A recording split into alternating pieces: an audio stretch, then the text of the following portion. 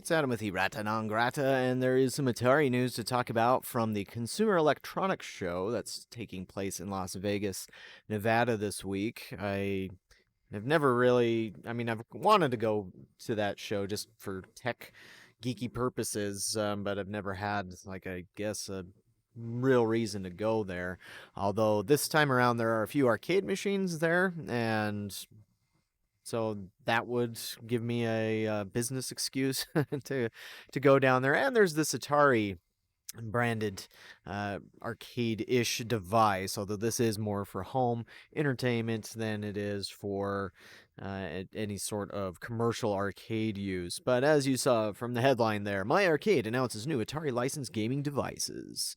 And so if we zoom in here, maybe, can I, oops. Unless it doesn't want to, okay, it's just putting it in a weird spot. But you got these three devices here, the Atari Gamestation Portable, the Atari Mega Player, and the Atari Super Player, which is building upon the success of the 2023 Atari collection.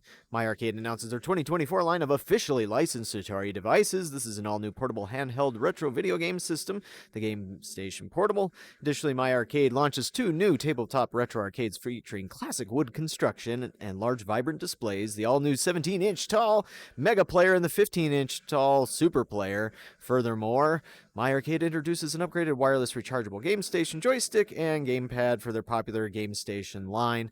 I think I had mentioned, at least in a YouTube post a little while back, that I came across some GameStations on a pallet at Costco. I never saw anything like that for any other modern Atari product, except for maybe one of the flashbacks, but certainly not the Atari VCS.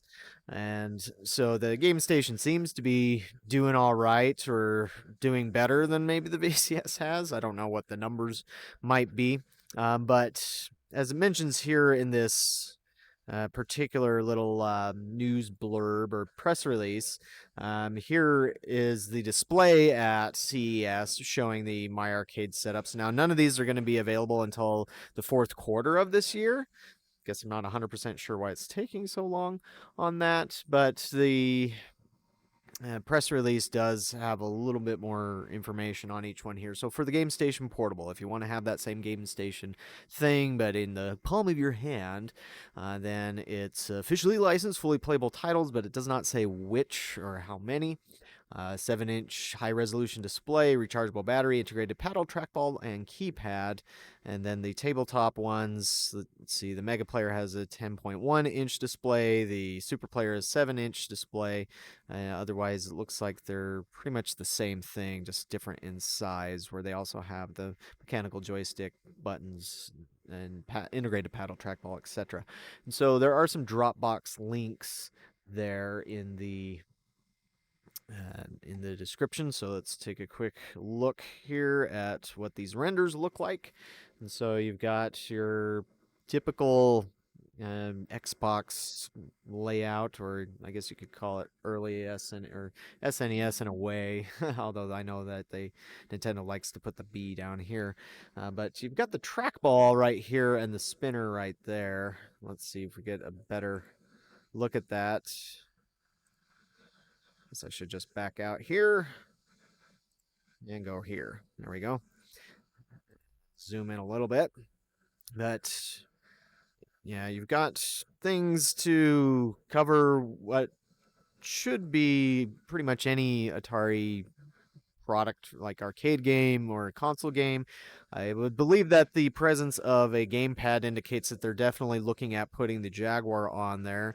Trackball would be more useful for arcade 2600 and 5200 games, but there isn't much else beyond that would support that. The spinner, of course, arcade games like Tempest, and that should also work in Tempest 2000 for the Jaguar. And then a typical D-pad thing, and then that you get the same sort of thing here with the Mega and the Super arcade versions. Let's zoom in a little bit here.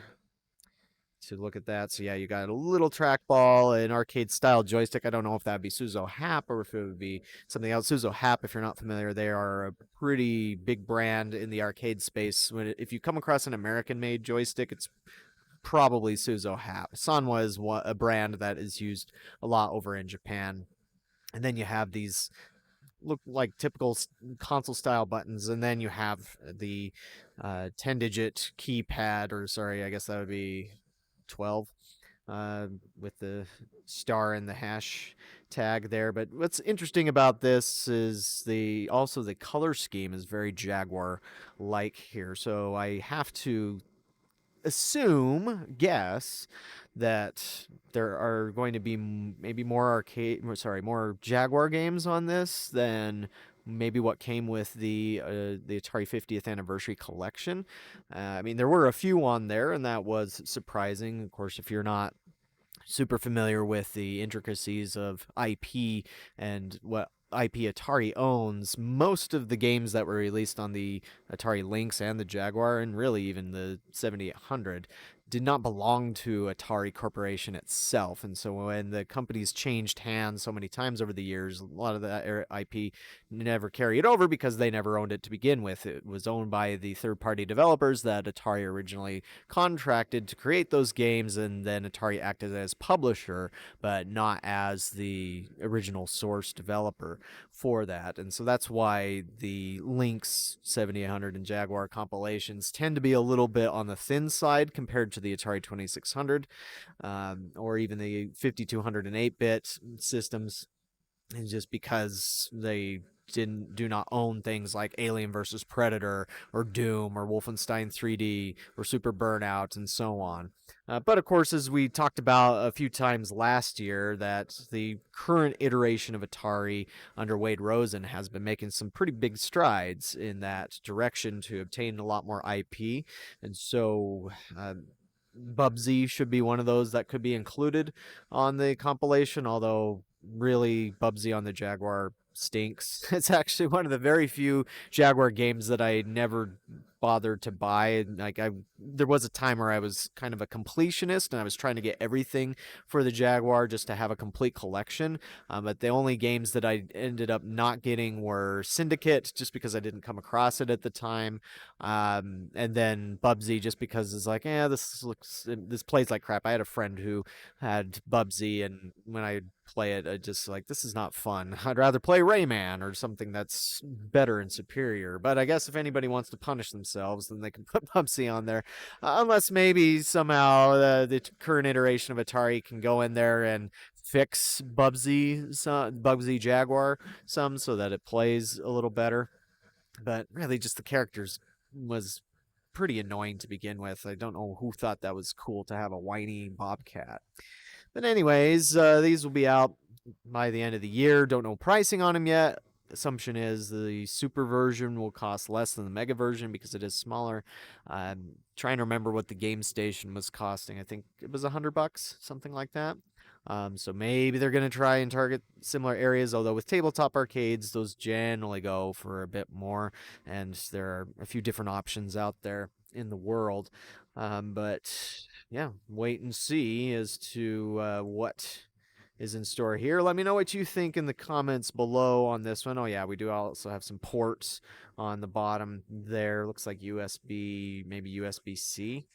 Hard to tell really from that and all, but yeah, let me know what you think in the comments below, and we'll catch you on the next video.